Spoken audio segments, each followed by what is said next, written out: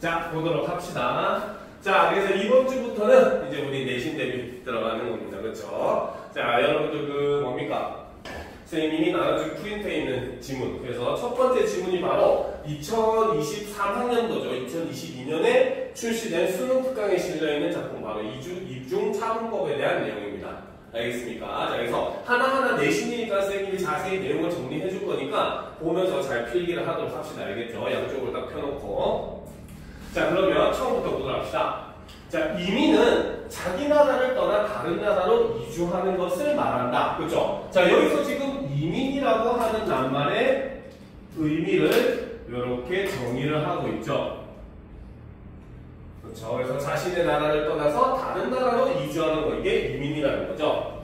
자, 많은 나라에서 이민자와 관련된 문제가 첨예한 사회적, 정치적 쟁점이 되곤 하지만 이러한 쟁점의 근본적인 이유는 종종 경제적인 데서 찾을 수가 있다라는 거죠. 바로 이러한 쟁점이라고 하는 것은 바로 뭡니까? 이민. 그렇죠? 이 이민 문제에 대한 근본적인 이유는 종종 어디에서? 경제적인 곳에서 찾을 수가 있더라는 겁니다. 알겠습니까? 자, 경제적으로 가장 대표적인 논리는 이민자들이 노동시장에서 노동 공급을 늘리면 그 결과 임금이 하락하여 기존에 거주하고 있던 사람들의 경제적 상황이 악화될 것이라는 추론이다 라는 거죠. 즉 바로 이 사람들이 주장하는 내용은 바로 이런 내용이라는 겁니다. 알겠습니까? 즉 어떻게 보면 이거는 바로 뭡니까? 이민에 대해서 반대하는 사람들의 논리가 된다는 거죠. 알겠습니까? 그래서 이민자들이 이곳에 많이 와가지고 이 사람들이 이제 노동시장에서 이제 풀릴 거 아니야, 그렇지? 노동력으로. 그러면 뭡니까? 일자리는 한정되어 있는데 일하려고 하는 노동자 수가 증가를 하니까 오히려 임금이 하락하는, 오히려 노동 환경이 더 안 좋아질 것이다 라고 주장을 하더라는 거죠. 자, 임금이 하락할 것이라는 추론의 근거는 이론적으로 노동 수요 측면에서 찾을 수 있다. 노동의 공급이 늘 때 사업장에 수요가 없다면 고용으로 이어지지 않는다. 사업주의 입장에서는 고용되길 희망하는 인원이 많아지면 그들을 더 낮은 임금으로 고용하고자 할 것이다. 고용이 늘어날수록 추가되는 노동력이 생산에 기여하는 정도가 감소하는 경향이 있는 것도 사업주가 고용을 늘릴 때 더 낮은 임금을 제시하는 배경이 된다. 노동력의 생산 기여 정도가 임금에 영향을 미치기 때문이다. 이러한 점들을 고려하면 이민자가 유입된 지역의 임금이 하락할 것이라는 주장은 설득력이 있다라는 거죠. 그렇죠? 자, 그래서 여기서부터 그렇죠? 바로 이 부분까지는 바로 이 이론에 대한 일종의 뭡니까? 근거가 된다는 겁니다. 알겠습니까? 그러니까 임금이 뭡니까? 이민자들을 받아들이면은 임금이 하락할 것이라는 이 사람들의 주장도 완전히 허무맹랑한 소리는 아니라는 거죠. 그렇죠? 그런데 봅시다. 그러나라고 하는 것은 앞에 내용과 뒤에 내용이 어떻게 이어진다? 그렇지. 반대로 이어진다는 거죠. 자, 현실에서는 반대의 현상이 오히려 관찰되기도 한다라는 거죠. 실제 현실에서는 바로 뭐다? 이민자가 들어왔음에도 불구하고 오히려 이것과 반대, 어떻게 보면 임금이 상승할 수 있는 그러한 요소들도 있더라는 겁니다. 알겠죠? 자, 이민자가 유입되는 지역의 임금이 오히려 상승하는 것이다. 이는 이민자가 유입돼 임금이 상승한 것이 아니라 바로 뭐다? 임금이 상승하는 지역에 이민자가 유입된 결과로 보는 것이 타당하다라는 뜻입니다. 알겠습니까? 실제로 우리나라 예를만 보더라도 그런 모습을 볼 수가 있어요. 예전에는 이제 동남아 사람들이라든지 중국 사람들이 불법적으로 이제 불법 체류를 하게 됐을 때 대부분의 나라들은 일본에서 불법 체류를 많이 했어요. 왜? 그때는 일본이 아시아에서 가장 선진국이었으니까. 알겠습니까? 그런데 최근에는 오히려 동남아 사람들이 일본보다 우리나라가 임금이 더 높다라는 소문이 돌면서 오히려 우리나라에서 이제 불법 체류하려고 하는 그런 사람들이 굉장히 수가 많이 늘어나고 있거든요. 알겠습니까? 그래서 실제로 태국 사람들이 우리나라에 와가지고 입국 거부를 당하는 상황도 굉장히 많이 있는 거예요. 현실이란 말이죠. 알겠죠? 그러니까 어떻게 보면은 이 지역의 임금이 높으니까 다른 지역의 사람들이 이민을 오려고 한다라고 볼 수 있다는 겁니다. 알겠습니까? 이해가 되죠? 자, 그래서 따라서 이민자 유입이 임금을 하락시키는지의 인과관계는 이민자 유입 정도와 임금 추세의 상관관계가 나타나는지 보는 것만으로는 밝혀낼 수가 없다라는 거죠. 알겠죠? 자, 그래서 일단 여기서 먼저 얘기를 하고자 하는 것은, 그렇죠? 자, 바로 이민이라고 하는 것은 바로 뭐다? 자기 나라를 떠나, 그렇죠? 다른 나라로 이주하는 것을 우리는 이민이라고 이야기를 한다는 거죠. 알겠죠? 자, 그런데 이 이민의 바로 뭐다? 근본적인 이유에는 어떤 것이 있다? 바로 경제적인 문제 때문에 사람들이 이렇게 이민을 하게 된다라고 볼 수 있다는 거죠. 알겠죠? 자, 그 중에서 이제 그 첫 번째 근거가 바로 뭐, 첫 번째 주장이 바로 뭐다?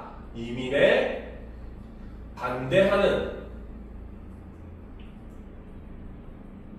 주장을 살펴보게 되면 이 사람들은 바로 무엇을 주장을 한다? 바로 이민자들이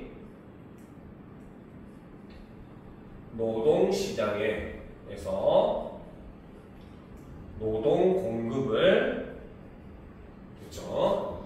증가를 시키게 되면 이로 인해서 어떻게? 바로 임금이 하락할 것이다 라고 주장을 한다는 거죠. 알겠습니까? 자, 그런데 이것도 완전히 논리적으로 틀린 말은 아니라는 겁니다. 알겠습니까? 실제로 우리가 임금이라고 하는 것도 수요 공급의 원칙에 의해서 생각을 할 수가 있다는 거죠. 그렇죠? 그래서 실제로 우리가 살펴보게 되면 바로 뭡니까? 이민자들이 유입을 하게 되면은 그렇죠? 바로 노동 공급은 증가하지만 한편 바로 뭐다? 노동 수요는 정체가 된다는 거죠. 일자리가 갑자기 늘어나진 않는 거 아니야. 그렇지? 그러니까 노동 수요는 오히려 정체가 되어버린다는 겁니다. 그렇죠? 그러니까 오히려 바로 뭐다? 노동자들의 임금이 하락할 것이라는 이러한 논리를 펼친다는 거죠. 알겠습니까? 하지만 현실은 이와 반대되는 게 바로 현실은 오히려 바로 뭐다? 그렇죠? 이민자가 유입되는 지역의 임금이 상승을 하는 경우가 존재를 하더라는 겁니다. 알겠습니까? 그런데 이것은 정확히 얘기하면 바로 뭐다? 이민자와 관계가 없다는 거죠. 알겠죠? 바로 뭐다? 이미 그 지역이 뭡니까? 임금이 상승하는 지역이므로 이민자 수가 증가를 하는 것이다 라고 본다는 거죠. 무슨 말인지 알겠죠? 즉 바로 뭡니까? 우리도 예를 들어서 외국에 가서 일을 하겠다라고 했으면은 기왕이면 잘 사는 나라에 가가지고 일을 해야 조금이라도 임금을 더 많이 받고 할 거 아니야, 그렇지? 이민자들, 다른 이민자들도 다 똑같은 생각이라는 거죠. 그러니까 그 지역이 잘 산다고 일단 사람들한테 평가가 되고 있기 때문에 사람들이 이곳에 이민을 오는 거지. 알겠죠? 이민자가 온다고 임금이 하락하거나 이러지 않는다는 겁니다. 알겠죠? 자, 따라서 이민자 유입이 임금을 하락시키는 제1인과관계는 이민자 유입 정도와 임금 추세의 상관관계가 나타나는지 보는 것만으로는 밝혀낼 수가 없다라는 거죠. 그쵸? 자, 그러면 이제 어떤 방법으로 밝혀야 되는지 봅시다. 그죠? 자, 이민자 유입과 임금 변화의 인과관계를 알아보기 위한 한 가지 방법은 이중차분법이다라는 거죠. 자, 이중차분법은 이민자 유입이라는 사건이 발생하지 않았더라도 나타났을 임금 변화 A와 이민자 유입 전후의 실제 임금 변화 B를 비교한다. B에서 A를 빼는 것인데, 자, 여기서 지금 이중차분법의 정의를, 그렇죠? 사실은 실제 사례에 대입해가지고 지금 설명을 하고 있는 겁니다. 그러면 우리는 이중차분법에 대한 기본적인 좀 개념적인 부분도 정리를 한번 할 수가 있어야 된다는 거죠. 자, 일단 이중차분법을 설명하는 것은 바로 뭐다? 바로 이민자 유입이라는 사건이 발생하지 않았더라도 나타났을 임금 변화 A와 이민자 유입 전후의 실제 임금 변화 B를 비교를 한 다음에 이를 통해서 B에서 A를 빼게 되면은 우리는 이중차분법을 구할 수 있다라는 겁니다. 알겠습니까? 됐죠? 자, 그러면 이걸 한번 정리를 해보도록 합시다.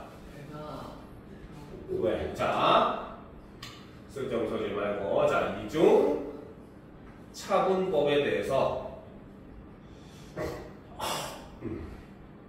정리를 해보도록 합시다. 자, 바로 이것은 바로 뭐다?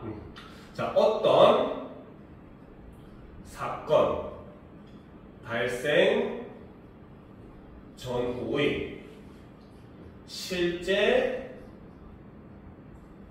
변화량에서 마이너스 뭘 해야 된다?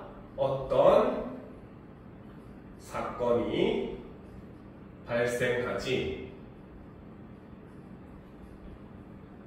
않았더라도 나타났을 변화를 실제 변화에서 빼게 되면은 바로 무엇이다? 바로 어떤 사건이 미친 영향을 우리가 이렇게 수치상으로 구할 수 있는 것을 우리는 바로 이중차분법이라고 한다는 거죠. 알겠습니까? 오케이? 그치? 자, 각 임금 변화인 A, B 역시 뒤 시점의 임금에서 앞 시점의 임금을 빼서 구하는 것이기 때문에 빼는 방법이 중첩되었다고 해서 이중차분법이라고 부른다. 그래서 여기서 전후의 실제 변화량을 구하려고 하더라도 후의 변화량에서 전의 변화량을 빼줘야지 그 사이의 변화량을 구할 수 있는 거 아니야. 그치? 그래서 발생한 후의 임금과 거기서 발생하기 전의 임금을 빼야지 그 사건으로 인해서 변화된 임금량을 구할 수 있는 것이고, 그쵸? 이것도 역시 마찬가지라는 겁니다. 그래서 빼기를 두 번 한다고 해서 이중차분법이라고 한다는 거죠. 알겠죠? 자, A를 통해 이민자 유입 외에 임금에 영향을 미치는 요인들의 효과가 측정되기 때문에 이민자 유입 전후의 임금 변화인 B에서 A를 빼면 이민자 유입이 임금에 미친 순효과를 가려낼 수 있다는 발상이다라는 거죠. 그렇죠? 그래서 어떤 사건이 미친 영향을 정확하게 보려면 어떻게 해야 된다? 어쨌든 우리가 사회 문제라고 하는 거는 한 가지 문제만으로 일어나지 않는다는 거야. 다른 문제들과 연쇄적으로 연결이 되어 있다는 거야. 그러면 이 연쇄적인 것들은 다 똑같고 오로지 요 사건만 차이가 나는 그 내용을 데이터를 가지고 우리가 이중차분법을 하면은 이 사건만의 영향을 구할 수 있다라고 보는 발상이라는 거죠. 알겠습니까? 자, 근데 봅시다. 이중차분법을 사용하는데 어려운 점은 A를 구하는 것이다 라는 거죠. 바로 A라고 하는 게 이거죠. 어떤 사건이 발생하지 않았더라도 나타났을 변화, 이걸 구하는 게 힘들다는 겁니다. 왜 이게 힘들까? 왜 이게 힘들까요? 동기점을 제대로 응? 그 전후를 응. 확실하지 않나? 저거는 좋은 거 아닌데? 맞나요? 응. 물론 저것도 전후라고 봐도 상관이 없기는 해요. 알겠습니까? 근데 왜 저걸 구하기 어려우냐? 일어나지 않은 일이니까. 그러네. 그죠? 얘는 지금 일어나지 않은 일이야, 그치? 그죠? 즉, 뭡니까? 지금 일단 이민자는 들어왔고, 그로 인해서 임금의 변화량을 우리가 어떻게 보면 구할 수가 있어요. 어느 시점을 기준으로 이민자가 거의 없었던 시점을 기준으로 해가지고 없었던 시점과 이 시점을 기점으로 이민자가 늘어나게 된 그 시점을 가지고 구하면은 전후의 변화량을 구하기 쉬워요. 근데 어떤 사건이 발생하지 않았더라도 나타나는 변화라고 하는 것은 이 사건이 없어야 되는 건데 이미 사건은 일어났는데 우리가 없는 사건, 즉 실제하지 않은 사건의 값을 구하는 것은 당연히 어려울 수밖에 없다는 거죠. 무슨 말인지 알겠습니까? 자, 그럼 계속 보도록 합시다. 자, 이것은 A를 구하는 게 어려운 이유는 바로 뭐다? 이민자 유입이 없을 경우라는 가상 상황에서의 임금 변화라는 거죠. 알겠습니까? 자, 그래서 이것을 요 값을 구하기 힘든 이유는 바로 무엇 때문에? 가상 상황이기 때문이라는 거죠. 실제 일어나지 않은 일이라는 겁니다. 알겠습니까? 이해가 되죠? 그렇죠? 자, 그럼 계속 보도합시다. 자, 많은 학자들이 이중차분법을 이용하여 대규모 이민자 유입 사례를 대상으로 실증 연구를 수행했는데 A를 구하기 위해 대체로 두 가지 방법 중 하나를 택해왔다. 그러면 이 A를 구하는 방법에 대해서 요걸 구하는 방법을 두 가지를 지금 설명을 하겠다는 거지. 그렇지? 자, 첫째는 바로 뭐다? 첫 번째는 이민자 유입 지역과 특성이 비슷하지만 이민자가 유입하지 않은 지역의 임금 변화를 이용하는 방법이라는 거죠. 그렇죠? 첫 번째는 바로 뭐다? 자, 바로 대상 지역과 특성이 비슷하지만 이민자가 유입되지 않은 지역의 임금 변화를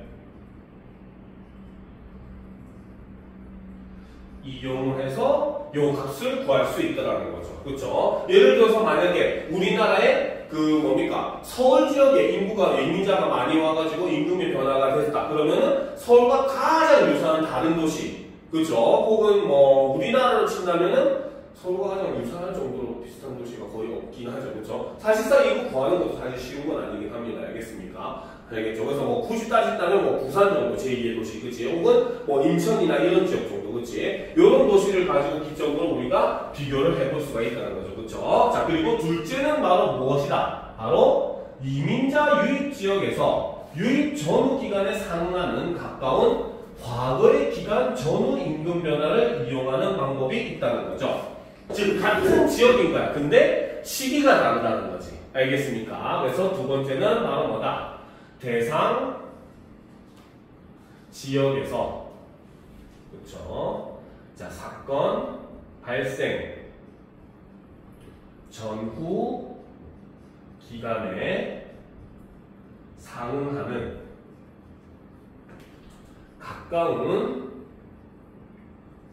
과거의 기간 전후 임금 전후 결과를 비교하는 방법이 있다는 거죠. 알겠습니까? 예를 들어서 A라는 지역에 2020년에 이민자가 갑자기 많이 유입을 했다고 보도록 합시다. 알겠죠? 그러면 이 같은 지역에 바로 뭡니까? 가장 가까웠던 이민자 유입이 없었던 2018년에서 19년으로 가는 이 해의 임금 변화량과, 그렇죠? 그 다음에 20년에서 21년으로 가게 되는 이 해의 임금 변화. 이때는 이민자 유입이 있었고 18년에서 19년에 이민자 유입이 없었잖아. 그렇지? 요 두 시기를 비교를 해가지고 뭡니까? 그 지역이 만약에 이민자 유입이 없었다면 어느 정도의 변화를 했을 것이다 라고 이제 예측을 하는 거라는 거죠. 알겠죠? 그런데 봅시다. 둘째 방법의 경우 예컨대 이민자 유입 직전인 기준 시점 X가 있고 X의 1년 전을 Y, X의 1년 후를 Z라고 하면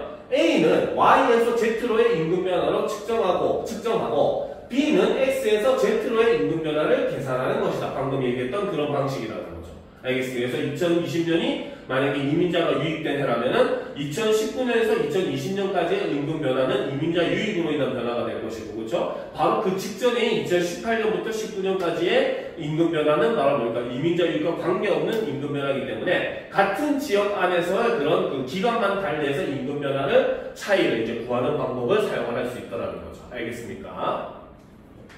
자, 근데 보도록 합시다. 자, 이중차분법을 사용한 연구의 결과는 완전히 일치하지는 않는다라는 거죠. 하지만 이중차분법의 단점이 이거라는 거죠. 왜? 정확한 게 아니기 때문에. 저것도 전부 다 뭡니까? 추정치에 불과하다는 거죠. 그렇죠? 그래서 이 중 2021년 노벨 경제학상을 수상한 데이비드 카드 등이 쿠바의 정치 변혁에 따른 미국으로의 대규모 이민에 대해 수행한 연구에 따르면 이민자 유입이 현지인의 임금에 미친 영향은 전반적으로 매우 작았다. 그래서 일단 이중차분법의 뭡니까? 한계에 대해서는 미리 제시를 했고, 그 다음에 이제 다른 사람이 이제 실제 미국에서 이민자 유입이 있었던 사건을 기준으로 조사를 했더니 그 결과 오히려 이민자들의 수와 임금과의 상관관계는 거의 없었다는 거 결론이 나왔다는 거죠. 알겠습니까? 자, 그래서 지금 여기서는 바로 뭐다? 2021년부터 그 다음에 하드 등이 쿠바의 정치 변화에 따른 미국의 대규모 이민에 대해 수행한 연구, 그렇죠? 바로 뭐다? 이거는 권위 있는 사람의 연구 결과를 제시를 해주더라는 거죠. 알겠습니까? 이래서 솔직히 수능 특강들이 그렇게 좋다고 하진 않아요. 알겠습니까? 왜? 앞전에 하던 이야기가 제대로 마무리가 안 되는데 갑자기 다른 얘기가 나오잖아. 물론 연관성이 없는 건 아니지만 사실상 두 이야기의 연결관계가 굉장히 좀 약할 수밖에 없는 거죠. 이런 거는. 알겠습니까? 자, 일단 계속 보도록 합시다. 자, 그래서 일단 결론적으로 말하면 바로 뭐다? 이민자 유입이 현지인의 임금에 미친 영향은 전반적으로 매우 작았다라고 하는 이 연구 결과가 제시가 되더라는 거죠. 알겠습니까? 자, 그럼 보답시다. 왜 그런지. 자, 첫째, 이민자가 유입된 지역에서 노동 공급만 늘어나는 것이 아니라 인구가 늘고 소비 규모가 커지면서 노동 수요도 증가할 수 있다라는 거죠. 바로 첫 번째 이유는 무엇 때문에? 바로 뭐다? 이민자가 유입된 지역에서 노동 공급도 증가하지만 반대로 노동 수요도 증가를 한다는 겁니다. 알겠죠? 실제로 그 우리나라 뭐 현대차라든지 아니면은 뭐 삼성기업이라든지 이런 기업들이 미국에서 현지 공장을 세운단 말이야. 알겠지? 근데 보통 공장을 세우는 거는 도시에서는 땅값도 비싸기도 하고, 그치? 그러다 보니까 세우지 못하고 대부분은 조금 외곽 지역, 약간 우리가 일반적으로 얘기하는 시골 같은 그런 지역에다 짓거든요. 알겠죠? 그런데 실제 이거 사례로 그 삼성 공장이나 현대 기아차 같은 그 차들의 그 공장이 미국 현지에 딱 들어서니까 그 지역이 완전히 경제가 살아나게 됩니다. 그래서 왜? 첫 번째로 그로 인해서 일자리가 첫 번째 삼성 때문에 늘어났잖아. 그러니까 이 사람들이 그 안정적인 임금을 받게 되니까 이 사람들 대상으로 하는 식당이라든지 여러 가지 쇼핑몰이라든지 이런 것들이 생기게 되고, 그러면 그런 그 일종의 사회 기반 시설들이 생기게 되면 어때? 거기서 또 일할 사람들을 또 뽑게 될 거 아니에요. 그렇지? 그러니까 또 노동 수요가 생기게 되는 거고. 그래서 인구가 증가를 하게 되면 노동 수요가, 그러니까 시장이 커지게 되고, 시장이 커지게 되면 당연히 노동 수요도 증가할 수밖에 없다는 거죠. 알겠습니까? 즉, 소비 증가에 따라 노동이 필요한 일자리도 늘어나기 때문에 노동 공급 증가로 인한 임금 하락 압력이 어느 정도 상쇄되는 것이다. 둘째, 그렇죠. 두 번째는 바로 뭐다? 이민자가 유입하면 대체로 저임금 노동 공급이 증가하는데 이 경우 노동을 대체하는 기계의 도입이 지연되어 노동 수요가 안정적으로 증가를 할 수도 있다는 거죠. 알겠습니까? 일종의 쉽게 얘기하면 값싼 노동력이 들어오게 되니까 기업주의 입장에서도 이번에 임금이 너무 비싼데 기계로 대체할까 하다가도 얘네들이 싼 값에 일을 해준다고 하네? 그러면 나는 굳이 지금 뭡니까? 기계를 도입할 필요가 없겠네. 그냥 이 사람들 써야지. 이런 일이 가능하다는 거죠. 그렇죠? 그러니까 실제로 우리나라도 보면 불법 체류자뿐만 아니라 정식으로 우리나라에 비자를 받고 와서 일을 하는 사람들도 대부분을 보면은 우리가 기피하는 일종의 일명 3D 직업이라고 얘기를 하죠. 그렇죠? 더럽고, 그 다음에 뭡니까? 힘들고, 그 다음에 또 뭐야? 더티, 그 다음에 디피컬트, 그 다음에 또 뭐였더라? 어쨌든 뭐 그런 게 3D 업종이라고 얘기하는데, 그래서 사람들이 기피하는 그런 일을 중심으로 들어가게 돼. 심지어 그 나라에서는 대학까지 나온 엘리트임에도 불구하고. 알겠습니까? 그렇기 때문에 이민자는 오히려 노동시장에서 그 지역 사람들이 기피하는 일을 중심으로 그 사람들이 노동시장을 형성을 하는 거지, 기존에 있던 사람을 몰아내고 노동시장에서 자리를 차지하는 건 아니라는 거죠. 알겠죠? 일단 첫 번째로 뭐가 안 돼서? 언어가 안 되니까.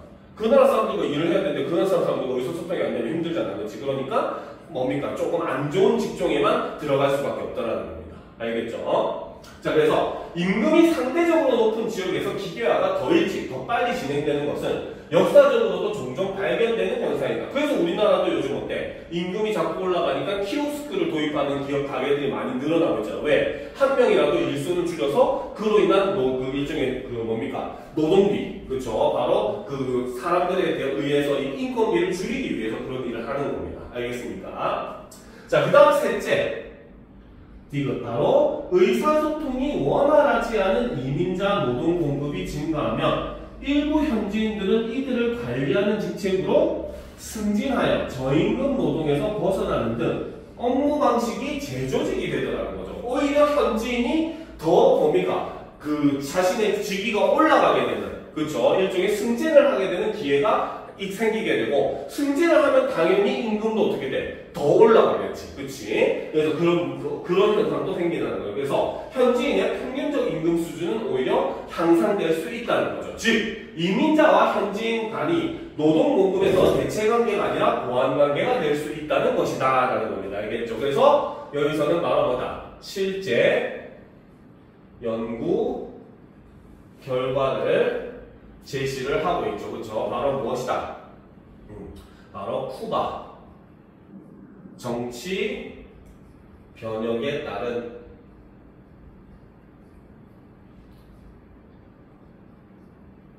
미국으로의 이민자 급증 현상을 조사를 했다는 겁니다. 알겠습니까? 그래서 그 결과 첫 번째 바로 어떤 결과가 일어났다. 그렇죠? 바로 이민자가 유입을 하게 되면은 어떻게 된다? 바로 시장 규모가 증가를 하게 되고 이로 인해서 뭡니까? 노동 공급도 증가를 하지만 한편 노동 수요도 함께 증가하는 모습을 보이기 때문에 이때는 쌤쌤이가 된다는 거야. 쉽게 말하면. 알겠죠? 여기서 빠질 거를 얘가 대체를 해버린 거잖아. 그치? 그러니까 둘 다 증가를 해가지고 시장 전체의 이런 규모 자체가 커지는 결과를 나타내기도 한다는 거죠. 그리고 두 번째는 바로 뭐다? 바로 이민자는 자들은 바로 저임금 노동의 노동 공급이 증가를 하게 된다는 거죠. 알겠습니까? 이렇게 되면은 어떻게? 바로 그렇죠. 바로 기계 도입이 지연이 되게 되고 이로 인해서 노동 수요의 안정적 증가를 가져올 수가 있다. 그렇죠. 그래서 원래는 기계를 들여야 될 걸 대신 사람을 쓰게 되는 결과가 오히려 생긴다는 겁니다. 알겠습니까? 자, 그리고 세 번째는 바로 뭐다? 자, 의사소통이 원활하지 않은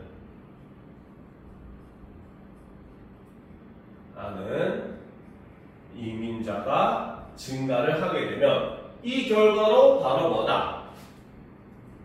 일부 현지인은 어떻게 된다? 바로 이민자 관리직으로 승진을 하게 되고 그러면 이 사람들의 임금은 오히려 어떻게? 이 현지인은 바로 저임금 노동에서 벗어나 승진을 하게 되고 오히려 소득이 증가하는 그러한 모습을 보여주더라는 거죠. 알겠습니까? 그래서 이 연구 결과를 통해서 결국 마지막에 얘기하는 것은 바로 뭐다? 바로 이민자의 유입은 바로 뭐다? 현지인 사이의 그렇죠? 보완 관계가 가능하다고 하는 것이 이 글에서 결국 마지막에 얘기하는 거죠. 바로 현지인들에게 해를 끼치는 게 아니라 오히려 도움을 줄 수 있다는 겁니다. 무슨 말인지 알겠습니까? 자, 사실 이 글이 이렇게 불완전한 이유는 바로 앞에서 이중차원법을 완벽하게 다 설명하지 않았기 때문이라는 거죠. 알겠습니까? 실제 사례에서 이중차원법이 어떤 식으로 적용이 되는지 이런 부분이 다 빠져 있습니다. 그래서 실제 모의고사에서는 바로 그런 거를 보충을 해가지고 이제 제시가 되어 있었죠. 그렇죠? 선생님하고 한번 했었던 지문입니다. 그죠? 이걸 했어요? 네, 이거 했었어요. 한번. 자, 그러면 우리가 한번 이제 실제, 그죠? 바로 뭡니까? 그 2023학년도, 2022년이죠. 그쵸? 바로 6월 모의고사에 이 이중차분법에 대한 실제 그 모의고사 지문이 제시가 됐어요. 알겠죠? 이런 부분을 통해서 우리가 수능 특강이나 수능 완성이 어떤 식으로 뭡니까? 그 시험에 반영이 되고 있는가라는 걸 우리가 충분히 확인이 가능하다는 거죠. 알겠습니까? 자, 그럼 보도 합시다. 경제학에서는 증거에 근거한 정책 논의를 위해 사건의 효과를 평가해야 할 경우가 많다. 어떤 사건의 효과를 판단하는 것은 그렇죠. 바로 어떤 사건의 효과를 평가한다는 것은 이걸 바로 뭐다? 사건 후의 결과와 사건이 없었을 경우에 나타나는 결과를 비교하는 것이다 라는 겁니다. 알겠습니까? 아까 앞에서 있었던 바로 이중차원법의 내용과 유사한 내용이죠. 그렇죠? 그런데 자, 가상의 결과는 관측할 수 없으므로 실제로는 사건을 경험한 표본들로 구성된 시행 집단의 결과와 사건을 경험하지 않은 표본들로 구성된 비교 집단의 결과를 비교하여 사건의 효과를 평가한다라는 거죠. 그래서 실제로는 요렇게 평가한다라고 얘기를 했잖아. 그치? 이거는 바로 뭡니까? 바로 앞에 수능 특강에 실려있던 글에서 제시했던 첫 번째 방법. 그쵸? 이 어떤 사건이 일어난 지역이 있으면 이 지역과 가장 유사하지만 이 사건이 일어나지 않은 다른 지역과의 결과를 서로 비교하는 방법이라는 거죠. 알겠죠? 그래서 이 부분이 바로 무엇을 얘기한다? 바로 사건 발생 지역의 변화에서 마이너스는 자, 사건 발생 지역과 유사하지만 사건이 일어나지 않은 지역의 변화를 이렇게 빼면은 바로 이꼴 바로 뭐다? 사건의 영향을 우리가 구할 수 있다는 거고 이것이 바로 이중차분법이었다는 거죠. 알겠습니까? 알겠죠? 됐습니까? 자, 따라서 이 작업의 관건은 그 사건 외에는 결과에 차이날 이유가 없는 두 집단을 구성하는 일이다라는 거예요. 가장 핵심은 바로 요 부분이라는 겁니다. 그쵸? 바로 뭐다? 바로 그 사건 외에는 결과에 차이가 날 이유가 없는 두 집단을 구성하는 것. 이거 자체가 굉장히 힘든 일이라는 거죠. 그렇죠? 왜? 문화라고 하는 건 굉장히 여러 것들이 얽히설키 얽혀가지고 밀접하게 연관이 되어 있는데, 그치? 이렇게 지역은 떨어져 있고 이 사건이 일어나지 않은 지역과 정말 유사한 지역을 찾기란 하늘의 별따기라는 겁니다. 알겠죠? 자, 가령 어떤 사건이 임금에 미친 효과를 평가할 때, 바로 수능 특강에 나왔던 이야기죠. 그쵸? 자, 평가할 때 그 사건이 없었다면 시행 집단과 비교 집단의 평균 임금이 같을 수밖에 없도록 두 집단을 구성하는 것이다. 이를 위해서는 두 집단의 표본이 임의로 배정되도록 사건을 설계하는 실험적인 방법이 이상적이다. 왜? 임금이 오는 사람, 준 사람 상관없이 그냥 막 무작위로 배치를 하는가? 그러면 전체적으로 평균을 냈을 때 어떤 변화가 있었는지를 우리가 파악을 할 수 있겠죠. 그렇죠? 그런데 뭡니까? 그러나 사람을 표본으로 하거나 사회 문제를 다룰 때에는 이 방법을 적용할 수 없다는 거죠. 왜? 한두 사람이어야지. 그치? 그리고 이 사람들이 뭡니까? 어떠한 기준으로 우리가 나눌 수 있는가라고 하는 것도 사실상 굉장히 문제가 될 수밖에 없다는 거죠. 알겠습니까? 자, 그래서 이제 설명을 합니다. 자, 이중차분법은 그렇죠? 자, 바로 뭐다? 시행 집단에서 일어난 변화에서 비교 집단에서 일어난 변화를 뺀 값을 바로 뭐다? 사건의 효과다. 이렇게 보는 게 바로 이중차분법이라는 거죠. 알겠습니까? 자, 이는 사건이 없었더라도 비교 집단에서 일어난 변화와 같은 크기의 변화가 시행 집단에서도 일어났을 것이라는 평행 추세 가정에 근거해서 저 근거에 사건의 효과를 평가한 것이다. 그러면 여기서 평행 추세 가정이라고 하는 것은 바로 뭐다? 사건이 없었더라도 비교 집단에서 일어난 변화와 같은 크기의 변화가 시행 집단에서도 일어났을 것이라고 하는 가정이라는 겁니다. 알겠습니까? 왜? 우리가 여러분들 뉴스를 보게 되면은 최저시급이라고 하는 건 매년 오르잖아요. 그렇죠? 그러니까 이거는 뭡니까? 어쨌든 물가는 자연스럽게 오르는 것이고, 그렇지? 그리고 이 지역과 이 지역도 똑같이 물가가 오를 것이라고 본다는 거야. 알겠습니까? 근데 이 지역이 이렇게 물가가 원래 올라야 되는데 어떤 사건으로 해서 물가가 갑자기 더 뛰거나 혹은 덜 뛰거나 할 수 있을 거 아니야. 그렇지? 이런 것들에 의해서 차이를 구하는 것. 즉, 얘도 이 사건이 없었다면 얘랑 똑같은 변화가 있었을 거라고 미리 가정을 한다는 거죠. 알겠습니까? 그래서 이 가정이 충족되면 사건 전의 상태가 평균적으로 같도록 두 집단을 구성하지 않아도 된다라는 거죠. 자, 그래서 이 부분, 이 글 같은 경우는 앞부분은 사실 그렇게 중요한 내용이 없었어요. 그죠? 여기서부터가 핵심적인 내용이 되는 겁니다. 바로 이중차분법은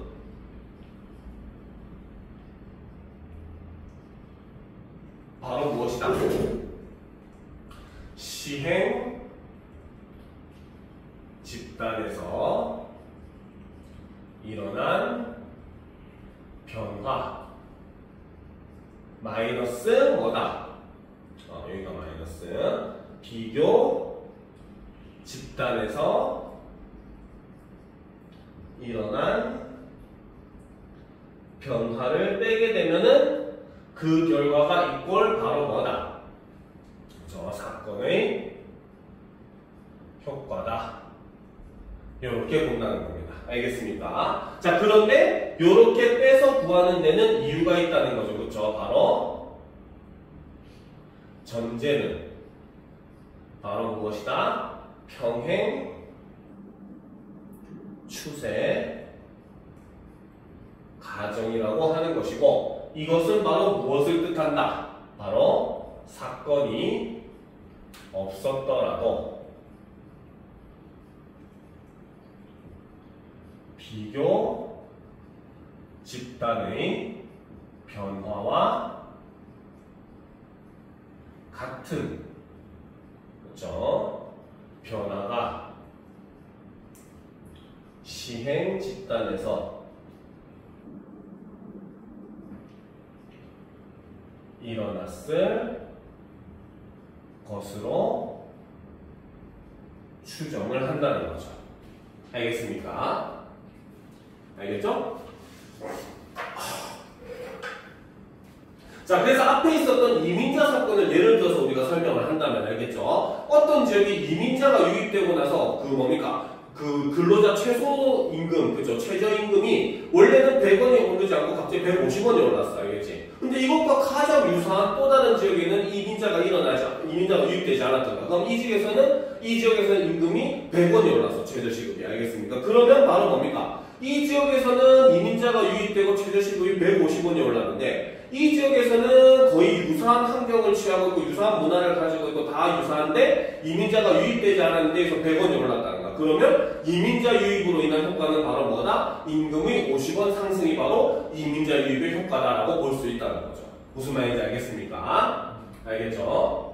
자, 그럼 계속 또 갑시다. 이중차분법은 1854년에 스노가 처음 사용했다고 알려져 있다. 그는 두 수도 회사로부터 물을 공급받는 런던의 동일 지역 주민들에 주목했다.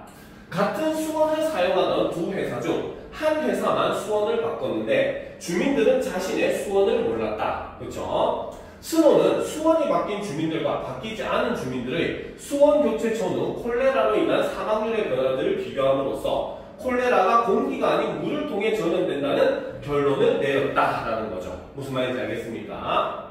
자, 경제학에서는 1910년대에 최저임금제 도입 효과를 파악하는데 이 방법이 처음 사용되었다라는 겁니다. 알겠죠? 자, 여기서 우리가 좀 주의할 게 한 가지가 있습니다. 알겠습니까? 자, 그거는 바로 뭐냐?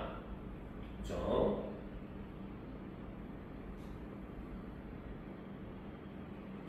자, 그거는 바로 뭐냐면, 자, 여기서 처음에 이중차분법이 사용된 것은 사실은 콜레라 연구 부분에서 사용이 되었다는 겁니다. 알겠죠? 그런데 경제학에서는 바로 뭡니까? 자, 여기서 처음 사용된 것은 바로 콜레라가 공기가 아닌 물을 통해서 전염된다는 결론을 얻기 위한 일종의 과학적인 실험에서 이중차분법이 사용이 되었다는 거죠. 알겠습니까? 그런데 경제학에서는 언제 사용됐다? 1910년대에 최저임금제 도입 효과를 파악하는데 이 방법이 처음 이용되었다라는 겁니다. 알겠죠? 이게 중요한 이유는 이 지문 자체가 사실 이 부분이 함정이기 때문에 들어가 있는 겁니다. 무슨 말인지 알겠죠? 정확하게는 이 부분이 함정이라기보다는 밑에 부분에서 이 부분을 이용해 풀어야 되는 부분이 존재를 한다는 거죠. 알겠습니까? 자, 그럼 이것도 역시 정리를 하고 넘어가도록 합시다. 알겠죠? 자, 이중차분법은 뭡니까? 자, 처음에 바로 누구다? 바로 1854년 스노가 처음 사용을 했다는 거죠. 그렇죠? 그래서 이 사람은 바로 뭡니까? 이 이중차분법을 통해서 바로 콜레라의 감염 경로를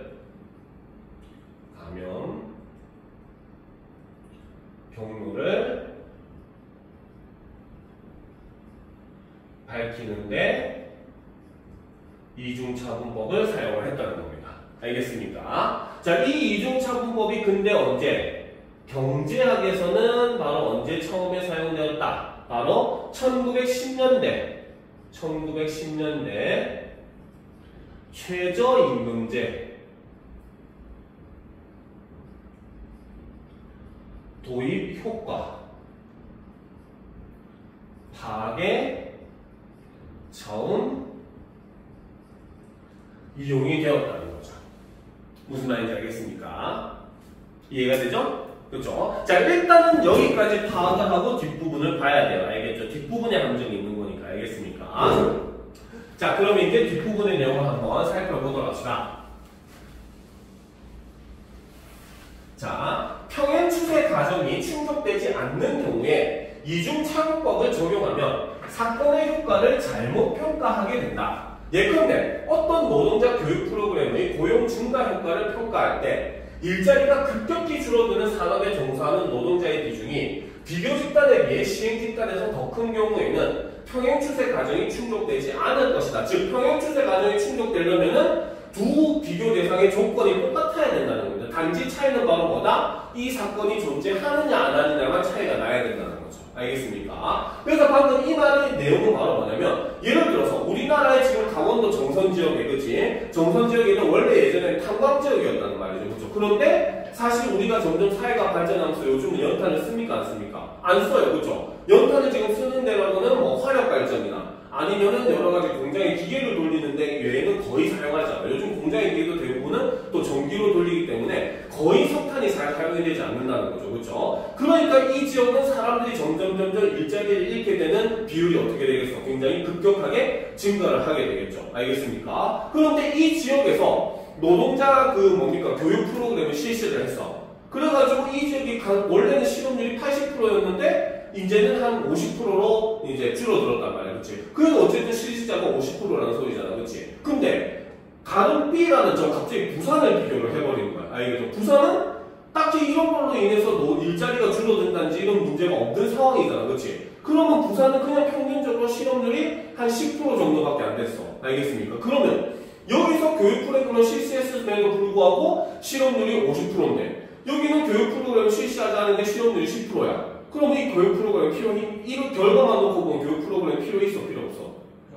그렇지. 근데 이 두 개의 비교는 어때? 올바른 비교가 아니라? 아니라는 겁니다. 그렇죠? 왜? 이 지역은 이미 자체가 실업률이 가파르게 증가하고 있는 지역이었기 때문에 똑같이 실업률이 가파르게 증가하고 있는 다른 지역을 비교해야지 그렇지 않고 전혀 상관없는 다른 지역을 비교하게 되면 그 결과값을 우리가 신뢰할 수가 없고 이 말은 이꼴 다른 말로 하면 평행 추세 가정이 성립하지 않는다고 봐야 된다는 거죠. 알겠습니까?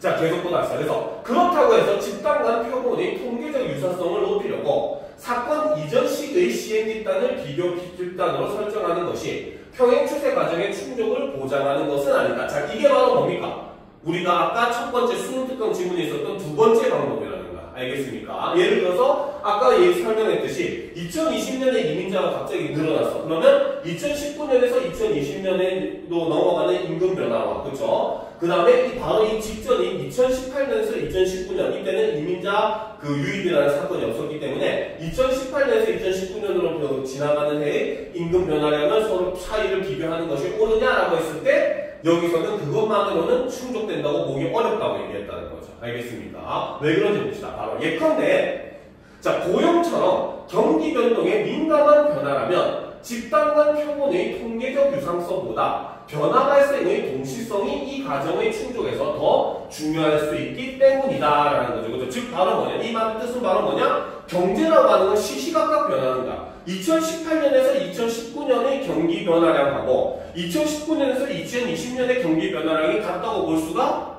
없다는 거죠. 알겠습니까? 그러면 경기와 같이 이렇게 바로 뭐다? 경기 변동에 민감한 변화는 무엇을 더 중시한다? 바로 변화 발생의 동시성을 더 중요하게 본다는 겁니다. 무슨 말인지 알겠죠? 즉 같은 기간에 일어난 변화이냐 아니냐가 더 중요하게 작용을 한다는 겁니다. 무슨 말인지 알겠습니까? 알겠죠? 그러면 이때는 어때? 조금 유사성이 떨어지더라도 같은 시기에 다른 지역과 비교하는 게 훨씬 더 정확하다고 볼 수 있다는 거죠. 왜? 같은 경기 변화를 겪을 테니까, 같은 시기니까. 무슨 말인지 알겠습니까? 그런데 여기서 함정이 발동을 합니다. 알겠습니까? 실제로 이 문제가 나왔던 모의고사의 경우, 모의고사에서 오답률이 높았던 문제가 바로 요것과 관련된 문제였어요. 알겠습니까? 그거 아니고 크다 작다. 아니 크다 작다 그거 말고 임금 관련 문제. 알겠습니까? 이게 이제 바로 뭡니까? 임금의 변화량을 살펴볼 때에는, 그죠? 임금의 변화량을 살펴볼 때에는 뭡니까? 이 동시성보다는 통계적 유사성이 더 중요하다. 이런 식의 선지가 나온 거야. 알겠지? 근데 여기서 학생들은 고민을 할 수밖에 없어. 임금은 경기 변동에 민감한 변화라고 볼 수 있는가 없는가라고 하는 뭡니까? 딜레마에 빠질 수밖에 없다는 거죠. 왜? 여기에 그런 내용이 없었으니까. 무슨 말인지 알겠습니까? 우리 이것만 보고는 임금이 경기 변화에 민감한 변화라고 볼 수가 있어요, 없어요? 있습니까, 없습니까? 없죠. 내용이 없잖아, 그 내용이. 그치? 근데 결론은 임금은 경기 변동에 민감한 변화입니다. 알겠죠? 왜? 여기 있었잖아요. 최저임금제 도입 효과를 조사할 때 처음으로 사용된 게 이중차분법입니다. 알겠습니까? 최저임금제가 무엇과 관련된 법률입니까? 사람의 임금과 관련된 법률이에요. 알겠습니까? 그러니까 바로 임금 변화도 이중차분법을 처음 사용한 게, 경제학에서 처음 사용한 게 임금 변화에서 썼다는 거야. 그러면 임금 변화는 바로 뭐다? 경기 변동에 민감한 변화라고 볼 수 있다는 겁니다. 무슨 말인지 알겠죠? 이게 조금 이렇게 아이들이 이런 식으로 넘어가는 것이 굉장히 어려웠어요. 이 문제에서. 그래서 그 문제가 굉장히 오답률이 높았습니다. 알겠습니까? 그래서 이런 걸 잘 봐둬야 되는 겁니다. 무슨 말인지 알겠죠? 자, 그렇기 때문에 경제학에서는 1910년대 최저임금제 도입 효과 파악에 처음으로 이용을 하게 되었다는 겁니다. 무슨 말인지 알겠죠? 자, 그래서 여기서 이제 중요한 거는 바로 뭐다? 요건 치워도 되겠죠?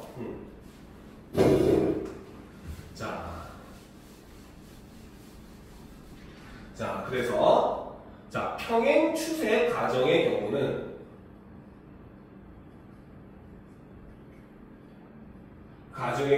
뭡니까? 이거는 굉장히 충족 여부가 중요하다는 겁니다.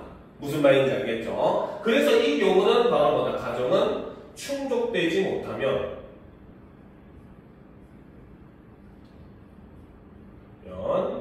사건의 효과 파악을 할 수가 없다는 거죠. 알겠습니까?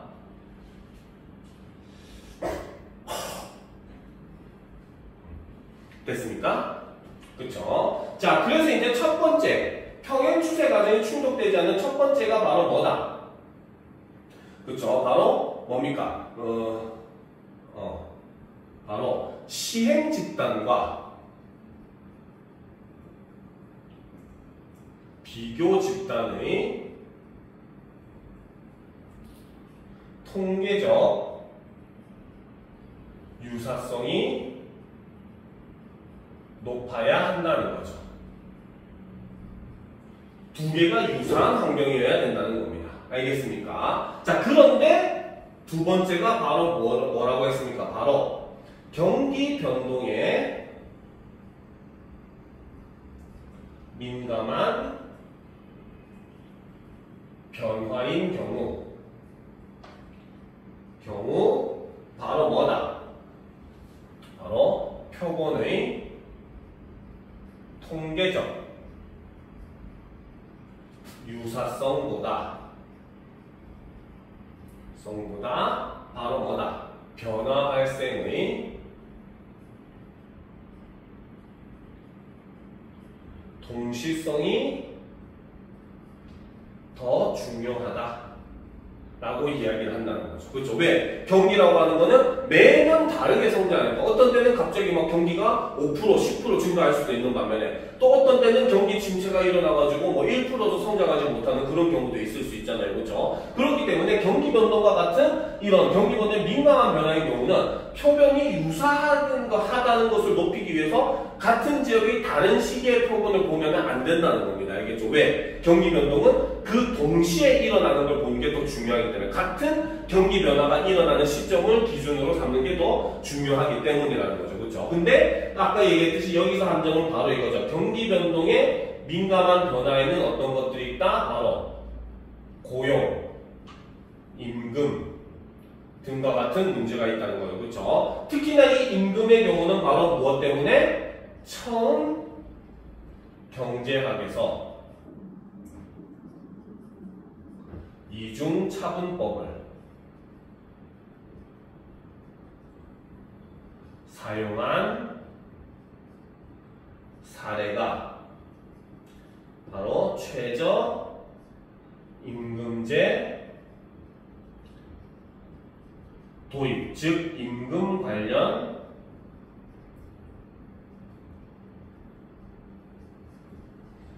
문제였다는 겁니다. 무슨 말인지 알겠습니까? 알겠죠? 이해가 됩니까? 그렇지.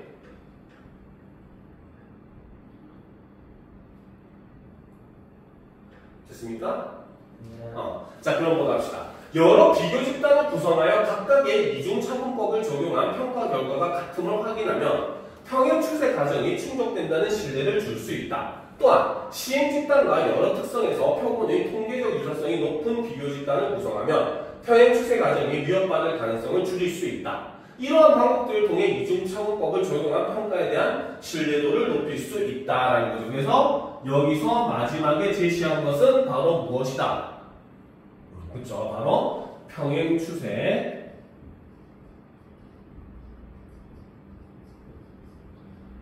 가정의 그렇죠.